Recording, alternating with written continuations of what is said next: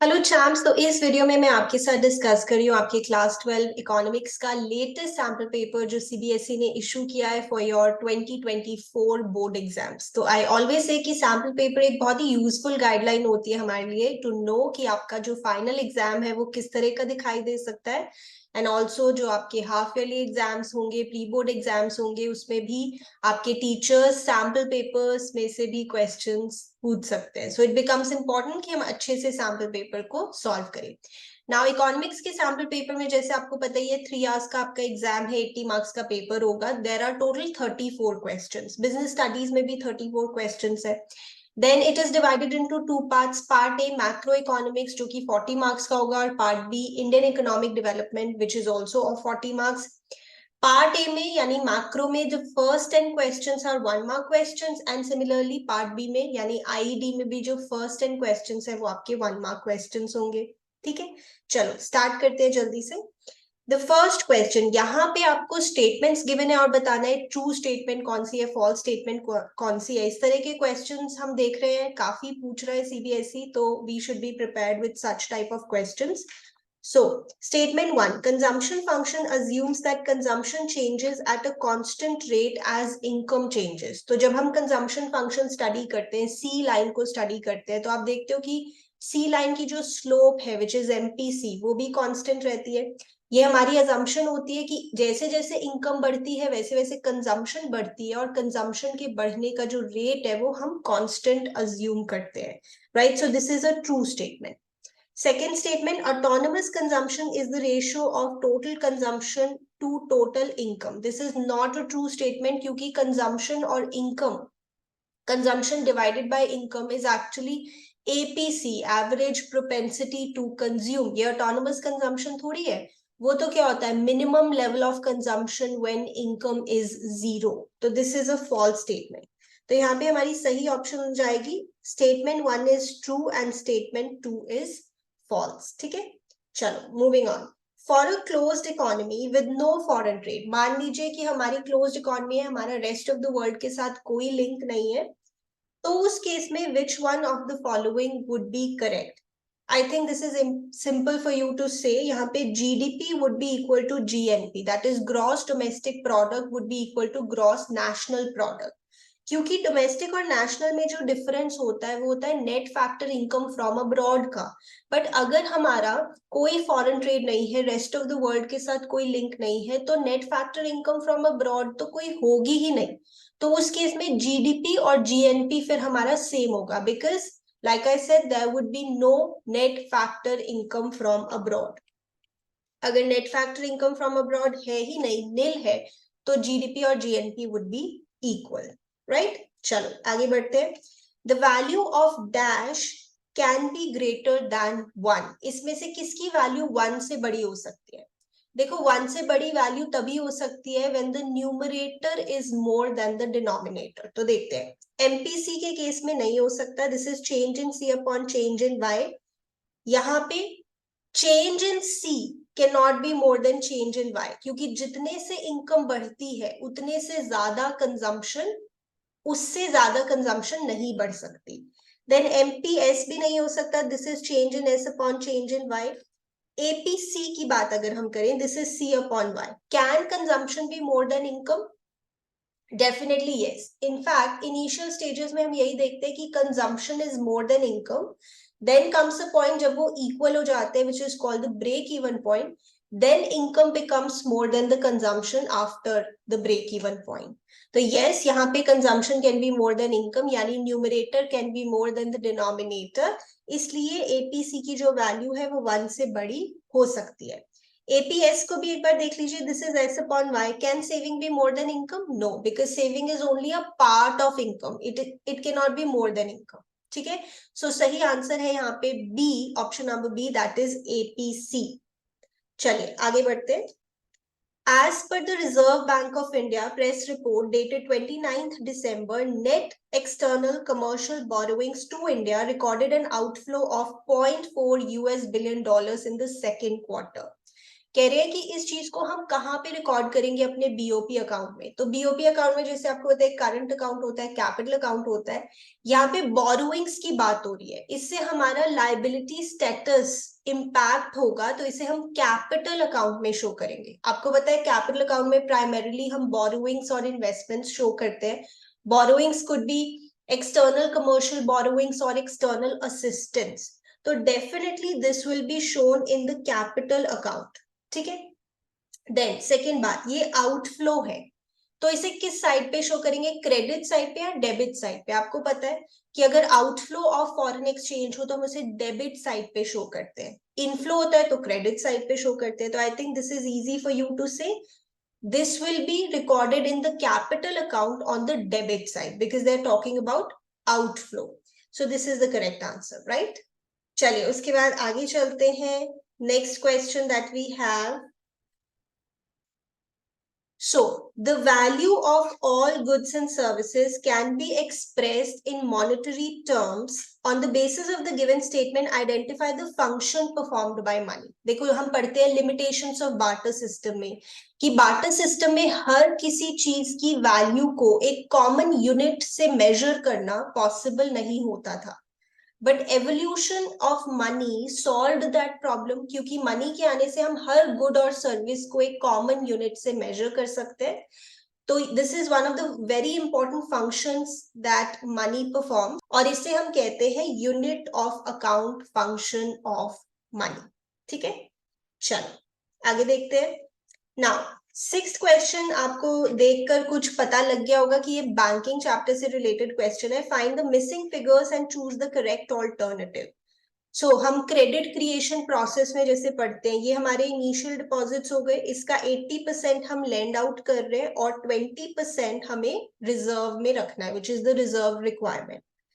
So the first fill in the blank is this number 1। तो simply 1000 का जैसे 80% हमने 800 निकाला, तो 800 का 80% would be 640 एंड 800 का 20% would be 160, ठीक है। यानी जो हमारा first fill in the blank है उसका आंसर है 640। अब अगर मैं ऑप्शंस में देखूं तो देर आर 3 ऑप्शंस जहां पे हमारा फर्स्ट आंसर 640 है, तो अभी और देखना होगा। नाउ आपको पता है जो हमारा क्रेडिट मल्टीप्लायर होता है, credit multiplier that is 1 upon RR, that is the reserve requirement. तो 1 upon 20% would be 5, यानी जो हमारे इनिशियल डिपॉजिट्स है उसका 5 टाइम्स टोटल डिपॉजिट्स क्रिएट होंगे due to this credit creation process, right. So 1000 का 5 टाइम्स, सिंपली 5000 के टोटल डिपॉजिट्स हमारे क्रिएट होंगे, दिस इज टोटल, राइट। तो 5000 का 80% हो गया यहाँ पे 4000 और 5000 का 20% हो गया 1000. So the first fill in the blank is 640, then 5000, then 4000, then 1000. ठीक है, this is the correct answer. चलो आगे चलते हैं। Then graphically aggregate demand function can be obtained by vertically adding the dash and dash function. I think this is easy for you to say. वैसे भी AD in a two sector economy C plus I, so consumption और investment functions को अगर हम add करके देखेंगे तो हमें AD मिलेगा। हम अपनी डायग्राम्स में भी ऐसे ही करते हैं। If I is जैसे autonomous consumption हम मानते हैं parallel to x axis, C starts from y axis and is a positively sloped straight line moving upwards. इस तरह से अगर हम मान ले this is C, this is I, तो AD would be addition of C plus I, right? So this is easy for us to say. All right जी, उसके बाद identify the correct reasons that may affect the demand for foreign exchange in an economy. देखो कुछ reasons होते हैं जिसकी वजह से हम फॉरेन एक्सचेंज डिमांड करते हैं और कुछ केसेस में हम फॉरेन एक्सचेंज को सप्लाई करते हैं। यहाँ पे वो डिमांड पूछ रहे हैं, ठीक है, एक एक को स्टडी करते हैं। इंपोर्ट ऑफ विजिबल्स, अगर आप बाहर से गुड्स इंपोर्ट कर रहे हो, so yes you would need foreign exchange to pay for it, तो इस केस में आप डिमांड करोगे फॉरेन एक्सचेंज, ठीक है। एक्सपोर्ट ऑफ विजिबल्स, अगर आपने एक्सपोर्ट किए हैं कुछ भी goods, so you get foreign exchange and then you supply it or sell it so as to convert it into your Indian rupees. So this is a source of supply. Export की मैं बात कर रही हूँ. This is not the demand of foreign exchange. Remittances by residents working abroad. आपके relatives अगर बाहर काम कर रहे हैं and they send you foreign exchange, तो फिर आप उस फॉरेन करेंसी को अगेन सेल करते हो and you convert it to Indian rupees. So this is also a source of supply. Purchase of assets abroad. अगर बाहर आपको कोई assets खरीदने हैं तो yes, you would demand foreign currency for it. तो this is going to affect the demand. तो 1 and 4 से हमारी demand impact होगी foreign currency की. ठीक है, चलो moving on then. Suppose for a given economy, S is equal to minus 60 plus 0.1 Y. This is your saving function. Investment is 4,000. तो यहाँ पर equilibrium level of income क्या होगा? Very simple. अगर हम equilibrium assume कर लें तो saving is equal to investment. ठीक है, ये हमारी एक approach होती है equilibrium की. So saving की जगह अगर मैं लिखूं minus 60 plus 0.1 Y is equal to 4,000. Take this to the other side. This becomes 4060. Then 0.1 से अगर हम यहाँ पे divide कर दें तो we would get 40,600 rupees crore. So this is the answer. This is the equilibrium level of income. अभी हमने options भी नहीं देखी, पहले ही हमने आंसर दे दिया. Options देखते हैं ना. So yes, this is the correct answer. 40,600. ठीक है, चलो उसके बाद now we are given this chart. यहाँ पे गिवन है आपको capital account of your balance of payments, investments, external borrowings, external assistance. Basically आपका बोरोइंग्स के दो कंपोनेंट्स हो गए. इन्वेस्टमेंट में हमें पता है दो तरह की इन्वेस्टमेंट हम पढ़ते हैं, foreign direct investment and foreign institutional investment which is also called portfolio investment. ठीक है, तो ये डायरेक्ट इन्वेस्टमेंट तो गिवन है, तो यहाँ पे हमारा होगा FII या फिर portfolio investment. So let us see. Yes, it is given in the option. So this is the correct answer. Moving on then. Current account deficit in an economy must be financed by a corresponding capital account surplus. देखो वैसे जो BOP account होता है ना हमारा, वो accounting sense में हमेशा बैलेंस करता है. अकाउंटिंग सेंस में यानी कि जो करंट अकाउंट का बैलेंस आया है प्लस जो कैपिटल अकाउंट का बैलेंस आया है, that should be equal to 0. In the accounting sense, it always balances. तो अगर करंट अकाउंट में डेफिसिट है तो yes, it makes sense कि कैपिटल अकाउंट में सरप्लस हो ताकि ये बैलेंस आउट हो जाए.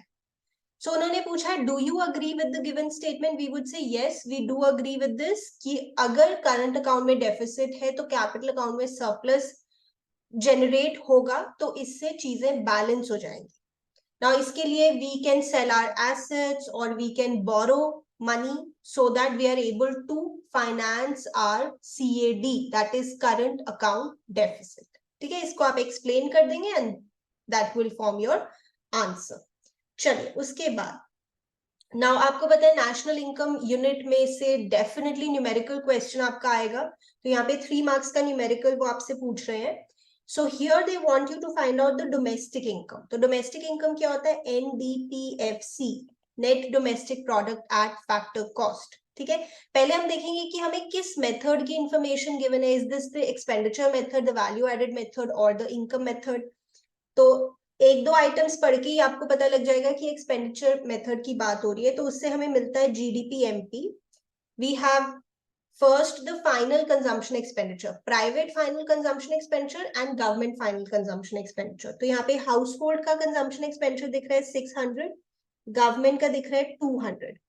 After that we have gross domestic capital formation. तो यहाँ पे gross fixed capital formation. तो ये fixed investment है, but we also need inventory investment which is change in stock. तो इसके साथ साथ हमें change in stock भी लेना है which is 40. Here. Then the last component for expenditure method is net exports. तो यहाँ पे net exports है -40. तो इससे हमारा GDP-MP निकल गया, that is 1000 crore rupees. But we want NDPFC. तो इसके लिए हम डेप्रीसिएशन माइनस करेंगे. ग्रॉस से नेट पे जाने के लिए हमें डेप्रीसिएशन माइनस करनी होती है और उसका दूसरा नाम होता है consumption of fixed capital which is 40 here. And we also need to subtract NIT, net indirect taxes, जो कि है 120। ठीक है, तो 1000 में से 160 रुपीज मतलब करोड़ है ये, माइनस कर देंगे तो हमें आंसर मिल जाएगा, दैट वुड बी 840 करोड़। ठीक है, यहां तक समझे? एंड इससे हमें 3 मार्क्स मिल जाएंगे, वेरी सिंपल। चलिए उसके बाद और में पूछा है, ये 3 मार्क्स का क्वेश्चन है, या तो आप न्यूमेरिकल क्वेश्चन अटेम्प्ट करें which I personally feel is easier, या फिर आप थ्योरी क्वेश्चन अटेम्प्ट करें। तो एक्सटर्नैलिटीज का मीनिंग ये तो बहुत ही ज्यादा इंपॉर्टेंट है, this is one of the most important topics under this unit national income. तो एक्सटर्नैलिटीज क्या होता है? गुड और bad impact of any economic activity without paying the price of penalty for it. ये दो तरह की होती है, पॉजिटिव एक्सटर्नैलिटीज और negative externalities, you can explain it. Operating surplus, this is actually a combination of rent plus royalty plus interest plus profit, इसे आप explain कर सकते हैं। कंजम्पशन गुड्स, वेरी सिंपल, जो फाइनली कंज्यूमर्स यूज करते हैं for the satisfaction of their wants. ये हम पढ़ते हैं, डिफरेंट डिफरेंट टाइप्स के होते हैं, durable, semi durable, non durable, और इसमें सर्विसेज भी आ जाती है, राइट? चलिए उसके बाद next question, this is quite interesting, this is question number 13 and ये 4 मार्क्स का क्वेश्चन है। ठीक है, क्या पूछ रहे हैं वो आपसे? For a hypothetical economy, the government incurs an investment expenditure of rupees 1000. If the value of MPS falls from 0.25 to 0.10, calculate the value of increase in income due to change in the value of MPS. देखो यहाँ पे MPS की बातें हो रही है, investment की बातें हो रही है, फिर इनकम के बारे में वो कुछ पूछ रहे हैं। MPS का जो बेसिक फॉर्मूला है that is change in S upon change in Y, but we also need to bring into picture something else also here. So that is multiplier. Multiplier, investment multiplier. Formula क्या होता है? 1 upon MPS भी कह सकते हो, या 1 upon 1 minus MPC. Also, there's one more formula that is change in income upon change in investment. ठीक है, तो इन सबको यूज करके हम इसका आंसर निकालते हैं। So what they have told is कि जो MPS है, पहले वो 0.25 था, अब वो 0.10 हो गया, it has fallen. ठीक है, तो हम यहाँ पे K की वैल्यू फाइंड आउट करते हैं on the basis of MPS. So 1 upon 0.25 would be 4 and 1 upon 0.10 is 10. ये हमारे मल्टीप्लायर की वैल्यू। Now मल्टीप्लायर का एक और फॉर्मूला है, change in income upon change in investment, right? यहाँ पे हमें चेंज इन इन्वेस्टमेंट पता है कि गवर्नमेंट ने एडिशनल एक्सपेंडिचर किया है 1000 करोड़ का, तो हम यहाँ पे अपना change in income find out करने की कोशिश करते हैं। Change in income would be multiplication of के एंड चेंज इन वाई। तो यहाँ पे के है 4 into 1000, तो हमारा चेंज इन वाई यहाँ पे आ गया है 4000 crore. This is change in Y. And next में 10 into 1000, so that is 10,000 crore. This is our change in y, which is income. तो अब हमें फाइनली अगर इंक्रीज इन इनकम बताना है, 4000 से 10,000 का चेंज, तो फाइनल जो इंक्रीज है इनकम में that is of 6000 crore rupees, right? So see कैसे मल्टीप्लायर का फॉर्मूला यूज करके हमने यहाँ पे आंसर फाइंड आउट किया है। Do you understand? चलिए, now we will move on to the next question in macroeconomics. So अभी तक हमने काफी सारे questions discuss किए which are important, of course sample paper के questions हैं, तो अभी next question देखते हैं। So the question is so the question is, in an economy ex ante aggregate demand is more than ex ante aggregate supply, so elaborate the possible impact of the same on the level of output, income and employment. तो आपको पता है अगर aggregate demand ज्यादा है aggregate supply से, जो planned है, यानी what the consumers are planning to buy is more than the firms expect them to, इसलिए यहाँ पे producers would suffer a loss of unfulfilled demand. या फिर there would be an unintended fall in the inventories. तो अब वो plan करेंगे मोर output, जिससे मोर एम्प्लॉयमेंट भी क्रिएट होगी और इनकम भी। यानी कि we would say that there would be increase in output, increase in income and increase in employment due to this situation। ठीक है, उसके बाद ये 4 मार्क्स का क्वेश्चन है, तो we can nicely explain 3 points, मतलब 3 लाइन्स आप लिख दीजिए, 1 फॉर ईच पॉइंट, और 1 जो लाइन है स्टार्टिंग में इंट्रोडक्टरी लाइन की what is the meaning of this, की aggregate supply is more than aggregate demand. ठीक है, then with an objective to reduce inflation, Reserve Bank of India may promote the commercial banks to park their surplus funds with it। तो आपको पता है कि जो commercial banks है they can keep their surplus funds with the central bank, and central bank return में जो interest देता है फिर commercial banks को, उसे कहते हैं reverse repo rate। reverse repo rate। तो अगर there is a situation of inflation in the economy, तो RBI would increase this reverse repo rate, इसको ऐसे बोल देते हैं,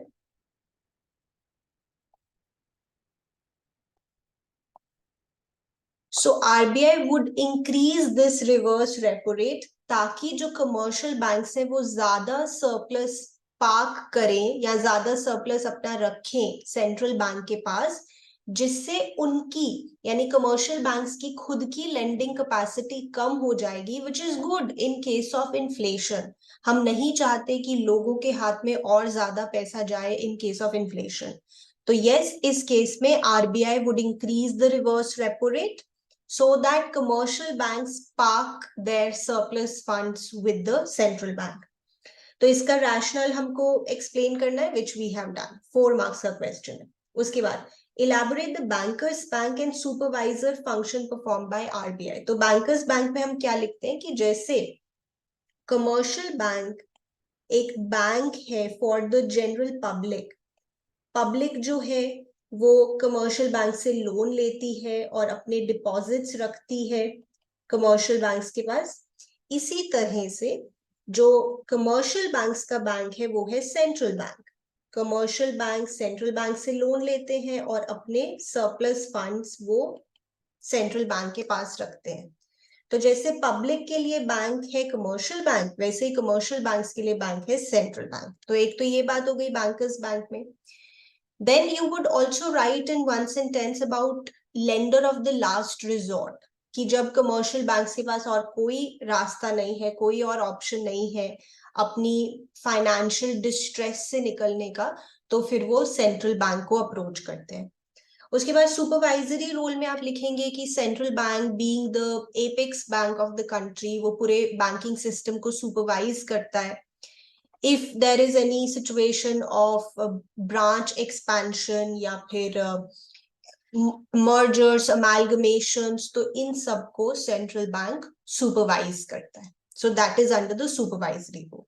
ठीक है, चलिए after that, on the basis of the given information calculate the value of fiscal deficit and primary deficit। वैसे तो आपको पता है fiscal deficit reflect the borrowings of the government, वैसे इसका फॉर्मूला भी हम कह सकते हैं revenue expenditure plus capital expenditure minus revenue receipts plus capital receipts, but ये जो कैपिटल रिसीट्स है this should be excluding borrowings.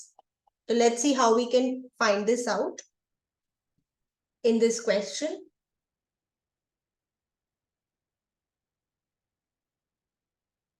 So total 5 marks का ये हमारा क्वेश्चन है। तो देखो रेवेन्यू डेफिसिट यहाँ पे हमें 10 गिवन है और रेवेन्यू रिसीट्स है, but we do not know the revenue expenditure. But यहां से हम फाइंड आउट कर सकते हैं revenue deficit is equal to revenue expenditure minus revenue receipts, जो कि 20 है। तो यहां से हम अपने रेवेन्यू एक्सपेंडिचर फाइंड आउट कर सकते हैं 30। This is actually in crore, so 30 crore this is revenue expenditure. Okay, now we are trying to find out the fiscal deficit।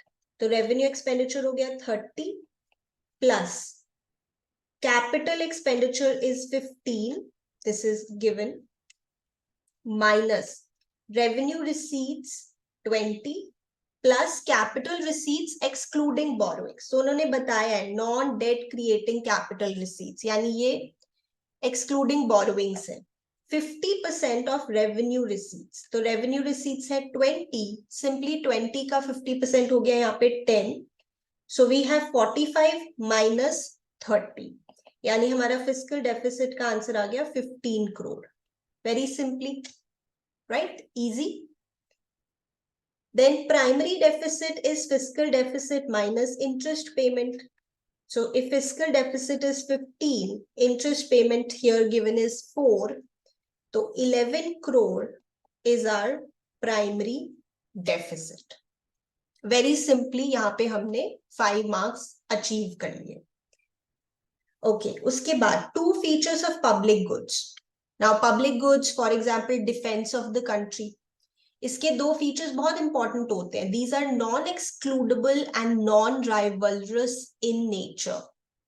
Non excludable यानी हर किसी को ये गुड्स मिलते हैं. We can not particularly exclude a person कि नहीं तुमको ये नहीं मिलेगा, you will not be protected by the defence of the country, ऐसा नहीं है ना.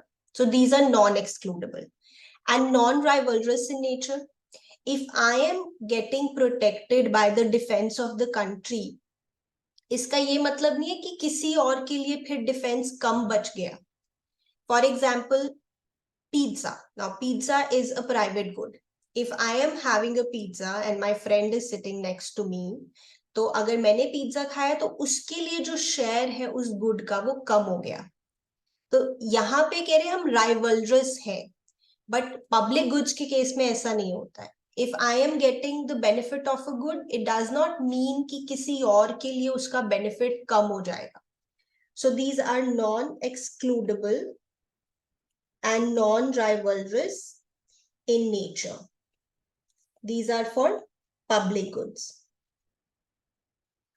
All right then. यहाँ पे ऑप्शन में क्वेश्चन है कि आप गवर्नमेंट बजट का जो ऑब्जेक्टिव होता है इकोनॉमिक स्टेबिलिटी का उसको एक्सप्लेन करो. This is also easy. इसमें हम इन्फ्लेशन और डिफ्लेशन की बातें करते हैं कि इन केस ऑफ इन्फ्लेशन और डिफ्लेशन गवर्नमेंट अपने टैक्सेस और एक्सपेंडिचर से इन सिचुएशंस को डील करने की कोशिश करती है so that there is economic stability in the country. So this is easy. After that इसी में थ्री मार्क्स के 2 जैसे क्वेश्चंस हैं. So the second one is under the Ayushman Bharat scheme, the government provides free medicines to the economically backward section of the society. Identify and discuss the nature of government expenditure. तो this is simple. Nature पूछ रहे हैं तो they're trying to ask कि किस तरह का ये expenditure हो गया, revenue expenditure और capital expenditure. This is definitely revenue expenditure because इससे ना तो हमारा कोई asset कम हो रहा है ना ही कोई लाइबिलिटी क्रिएट हो रही है. सो this is a revenue expenditure and not a capital expenditure. I would repeat this one.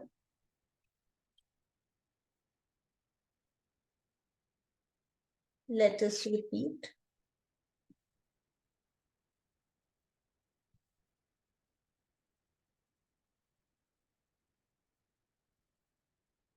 क्योंकि इस एक मिनट